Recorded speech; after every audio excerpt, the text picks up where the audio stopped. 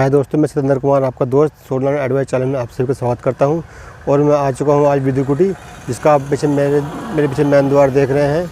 और ये विदुरकुटी जो पड़ता है आपका बिजनौर ज़िले के दारानगर गंज में पड़ता है, जो कि बिजनौर से लगभग 10 किलोमीटर चलने के बाद आपको विदुरकुटी का रास्ता मिल जाएगा। और जहाँ पे गंगा स्नान का रास्ता भी है, यहाँ पर हर साल यहाँ पर गंगा स्नान का बहुत बड़ा मेला लगता है पूर्णमासी को। तो चलिए चलते हैं विदुरकुटी की तरफ और मिलते हैं आपको विदुरकुटी में और दिखाते हैं और बताते हैं इतिहास क्या है इस विदुरकुटी का। तो दोस्तों, आप ये सामने देख रहे हैं, ये मेरे सामने गंगा का रास्ता है, गंगा घाट जाने का रास्ता है। इधर से ही गंगा स्नान के लिए जाया जाता है। और ये विदुरकुटी का कैंटीन है और मैं आ चुका हूँ इस विदुरकुटी आश्रम पर। और ये है चारों तरफ का दृश्य, कितना ही सुंदर दृश्य बना हुआ है इस विदुर आश्रम के चारों तरफ। और ये है विदुर जी की तपोस्थली, जो कि हमारे महात्मा विदुर थे, उनकी तपोस्थली है ये है मैन द्वार इस विदुर आश्रम का। तो चलिए चलते हैं अंदर, आपको और बताते हैं क्या विशेषता है और क्या ये विदुर आश्रम किस लिए प्रसिद्ध है। इसमें चलिए पहले आपको दिखा देते हैं, ये शिव जी की मूर्ति है आश्रम से पहले बाहर।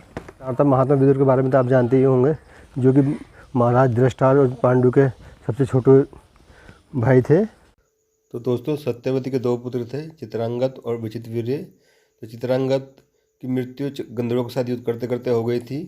और जो विचित्रवीर्य थे वो 6 रोग से पीड़ित थे, तो उनकी भी आगे चलकर मृत्यु हो गई। और जिनकी दोनों पत्नियां, उनके बाद उनकी दोनों अंबिका और अंबालिका दोनों विधवा हो चुकी थी। तो और सत्यवती ने कहा, इस तरह तो मेरा वंश नष्ट हो जाएगा। तो इसलिए उसने भीष्म से कहा कि आप इनसे शादी कर लीजिए। तो भीष्म ने कहा, मैं तो आजीवन प्रतिज्ञा ले चुका हूँ कि शादी नहीं करूँगा, और इसलिए मैं इनसे विवाह नहीं कर सकता। तब सत्यवती ने अपने पुत्र वेद ऋषि महर्षि व्यास को बुलाया और उनसे कहा कि आप इनसे विवाह करके मेरे वंश को चलाने का आगे कुछ उपाय कीजिए, जिससे मेरा वंश आगे चल जाए और ये वंश नहीं तो इस तरह संपूर्ण नष्ट हो जाएगा। तब महर्षि व्यास दोनों रानी अंबिका और अंबालिका दोनों के पास गए और उनसे कहा, 1 वर्ष तपस्या करने के लिए कहा कि जिससे वो मेरा तेज सहन कर सके।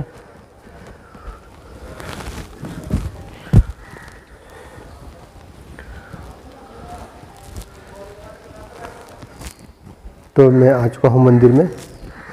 ये महात्मा विदुर जी की मूर्ति है, जो कि श्री डॉक्टर राजेंद्र प्रसाद के कर कमलों द्वारा अनावरण के बाद कार्तिक शुक्ल पूर्णिमा बृहस्पतिवार को हुआ था, 3 नवंबर 1960 को। तो मैं आपसे बता रहा था कि जब महर्षि व्यास 1 वर्ष के पश्चात वापस लौट के हस्तिनापुर आए, तब वो पहली रानी अंबिका के पास गए। तो उनके तेज से अंबिका ने अपनी आंखें बंद कर ली और उनका पुत्र धृतराष्ट्र हुआ, जो कि अंधा हुआ पर बहुत तेजस्वी और पराक्रमी था। इसी प्रकार जब वो दूसरी रानी अंबालिका के पास गए, तो वो भी डर से सहम गई और उनका रंग डर के मारे पीला पड़ गया। तो उस वजह से उनको जो पुत्र हुआ पांडु हुआ, उसको जो हमेशा कामला रोग से पीड़ित रहता था। और ये इसी तरह जब वो दोबारा फिर उन्होंने जाकर सत्यवती माता से कहा कि माता कि बड़ी वाली जो रानी है वो डर गई थी, उनको पुत्र अंधा होगा, और जो दूसरी रानी है वो भी ज़्यादा डर गई थी, तो उनका रंग पीला पड़ गया, उनका पुत्र हमेशा कामला रोग से पांडु रोग से पीड़ित रहेगा। तो इस तरह से उन्होंने सारी समस्या बताई। उन्होंने कहा कि आप एक बार फिर अंबालिका के पास जाइए और दोबारा जाके प्रयत्न कीजिए कि कोई अच्छा निर्णय निकल सके। और ये ब्रह्मलीन बंगाली ब्रह्मचारी श्री राज बिहारी स्वरूप जी की मूर्ति है। और बगल में सिया रामचंद्र हनुमान जी की मूर्ति है। देखिए कितना सुंदर दृश्य है चारों तरफ विदुर आश्रम का, विदुरकुटी का। इसको विदुर आश्रम भी बोलते हैं, विदुरकुटी भी कहा जाता है इसको। चारों तरफ कितनी हरियाली, चहचहाट, शांति यहाँ पर।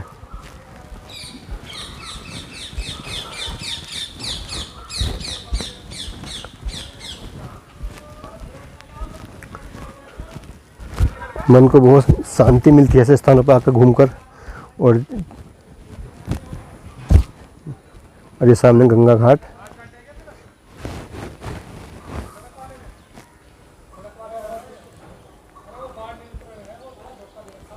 देखिए चारों तरफ विदुर आश्रम का दृश्य है अंदर का। ये महात्मा विदुर जी की जो कुटी है। चलिए अंदर कुछ जानकारी एकत्र करना चाहेंगे पंडित जी से यहाँ के। तो मैं आपसे बता रहा था, जब दूसरी बार अम्बालिका के पास में महर्षि व्यास गए तो उन्होंने डर के मारे अपनी दासी को आगे भेज दिया, जिससे ना तो उनकी जो दासी थी वो तेज से नहीं तो डरी और ना ही कांपी, तो इसलिए उनको जो पुत्र प्राप्त हुआ उसका नाम महात्मा विदुर हुआ। और वो महान तेजस्वी थे और जिनकी ये कुटी थी महात्मा विदुर जी के चरण पादुका हैं। और ये सामने सुदर्शनधारी भगवान श्री कृष्ण जी की मूर्ति है, जो कि यहाँ पर विदुर कुटी में पधारे थे। उसकी जानकारी भी हम आपको देंगे कि श्री कृष्ण यहाँ पर किस तरह आए थे और क्यों आए थे।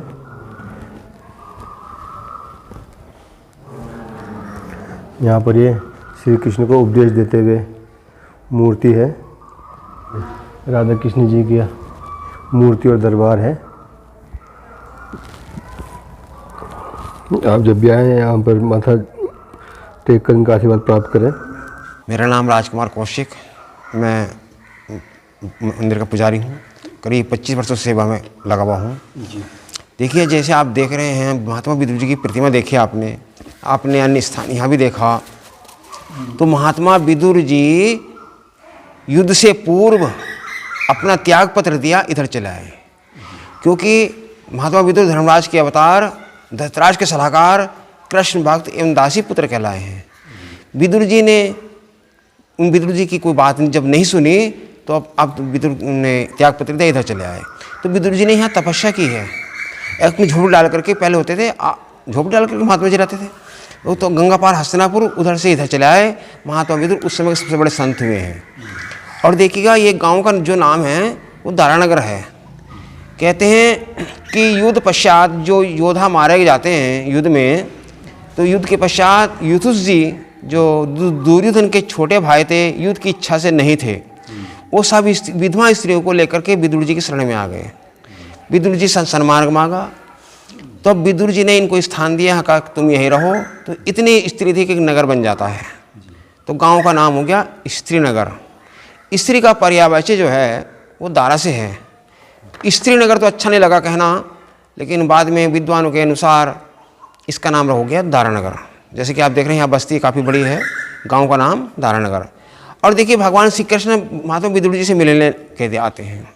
पांडवों से त्याग संधि प्रस्ताव लिया और दुर्योधन के घर पहुँचे। उनसे कहा कि भैया मैं संधि दूत बन करके आया हूँ, उनको एक एक गांव दे दो। एक एक गांव, 5 भाई थे, 5 के अलग अलग नाम बताए उन्होंने।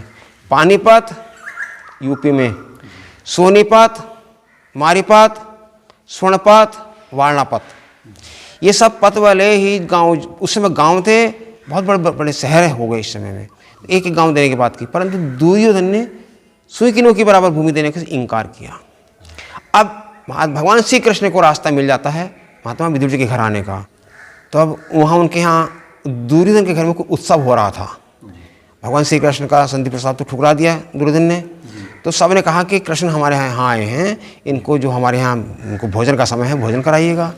तो दुर्योधन ने कहा कि भाई कृष्ण, भोजन का समय भोजन कर लीजिए। तो भगवान श्री कृष्ण कहते हैं कि भैया भोजन करने की 2 अवस्था होती हैं, दोनों में से यहाँ एक भी अवस्था नहीं है। सब पूछा कौन सी अवस्था? कि इस भोजन की भूख तो मुझे नहीं है, और जिस भाव से खिलाया जाता है वो भाव आपके अंदर बिल्कुल नहीं है, अतः मैं आपका भोजन नहीं करूँगा। ऐसा कहा। भगवान श्री कृष्ण भाव के भूखे थे, वस्तु के नहीं। भाव था विदुर के घर में। चले आए, विदुर रानी स्नान कर रही थी, कहा कि काकी मैं आ गया हूँ।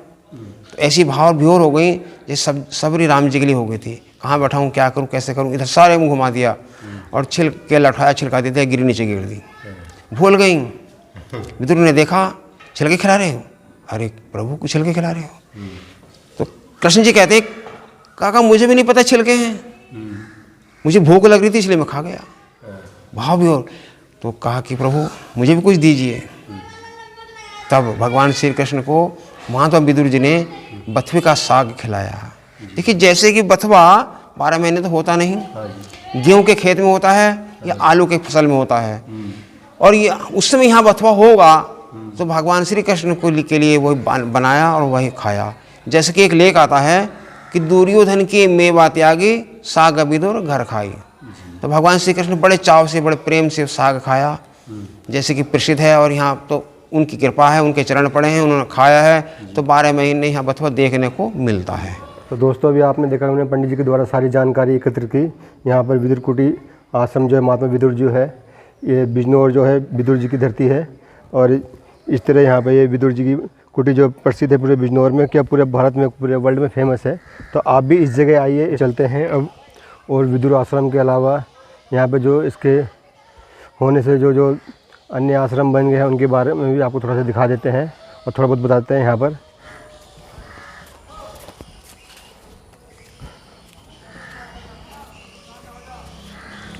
तो कभी भारत का स्वच्छ आइकॉनिक स्थलों में चयनित महात्मा विदुर जी की तपोस्थली विदुर कुटी में आपका स्वागत है। ग्राम पंचायत धारानगर बिजनौर।